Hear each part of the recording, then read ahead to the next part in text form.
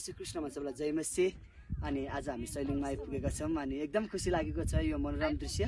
अनि धेरै अगाडि यो ठाउँ सुनेको देखेको फोटोहरू भिडियोमा, र आज म लाइभ यो ठाउँमा आएको छु अनि एकदम खुसी छु। अनि प्रभुको सृष्टि कति मनोरम रहेछ। अनि मैले यो 2083 सालमा एउटै कुरा घोषणा गरेको छु, अनि हाम्रो देश पनि ख्रीष्टमा बाँच्नुपर्छ। अनि यो देशको हरेक जातिले चाहिँ परमेश्वरलाई महिमा गर्नुपर्छ। साँच्चै नै उहाँ चाहिँ जीवित हुनुहुन्छ अनि जीवित परमेश्वरको उपस्थितिमा यो ठाउँमा आएको छौँ। प्रभु धन्यवाद भएको होस्, हामी सुरक्षित यो ठाउँमा आइपुगेको छौँ। अनि यो डाँडामा 100 डाँडा छ यो ठाउँ चाहिँ, अनि चाहिँ प्रभुको एउटा सृष्टि हो। अनि प्रभु धन्यवाद भएको होस्, साँच्चै नै परमेश्वरलाई महिमा भएको होस्। अनि यो ठाउँ यति मनोरम दृश्य अनि हेर्दाखेरि नि लोभलाग्दो मनोरम दृश्य छ, जसले हाम्रो मनलाई लोभ्याएको पनि छ। अनि प्रभुलाई धन्यवाद होस्। अनि हाम्रो स्कुल टिम सबै हामी सेफली यो ठाउँमा आइपुग्यौँ। अनि यो वर्ष सुरुवात चाहिँ यो डाँडाबाट भएको छ मेरो। अनि यो डाँडाबाट चाहिँ परमेश्वरको महिमा बग्नुपर्छ, परमेश्वरको त्यो झरी बग्नुपर्छ। अनि अन्तिम दिनको झरी चाहिँ अब परमेश्वरको महिमा चाहिँ नेपाली जातिले देखिनेछ। सबैलाई जय मसी।